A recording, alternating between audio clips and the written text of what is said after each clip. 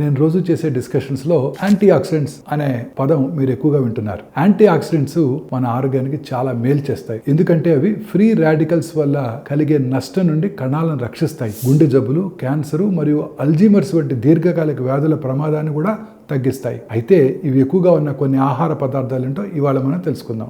Berries, ముఖ్యంగా blueberries, blackberries, strawberries, వీటిలో చాలా అధికంగా యాంటీ ఆక్సిడెంట్స్ ఉంటాయి. ఇవి తక్కువ క్యాలరీలు, అధిక ఫైబర్ కలిగి ఉంటాయి. ఇవి తినటం వల్ల దీర్ఘకాలిక వ్యాధులు తగ్గిపోతాయి, మెదడు ఆరోగ్యం బాగుంటుంది. ఇదే కాకుండా డార్క్ చాక్లెట్, ఈ డార్క్ చాక్లెట్ తినడం వల్ల గుండె జబ్బుల ప్రమాదం పూర్తిగా తగ్గిపోతుంది. మెదడు పనితీరు కూడా చాలా బాగుంటుంది. పాలకూర మరియు ఆకుకూరల్లో lutein, vitamin C, vitamin E మరియు బీటా కెరటిన్ వంటి వివిధ యాంటీ ఆక్సిడెంట్స్ పుష్కలంగా ఉంటాయి. అలాగే వాల్నట్స్, వీటిలో ఎలాజిక్ యాసిడ్, ఎలాగిటానిన్స్, కాటెచిన్ మరియు మెలటోనిన్ వంటి యాంటీ ఆక్సిడెంట్స్ ఉంటాయి.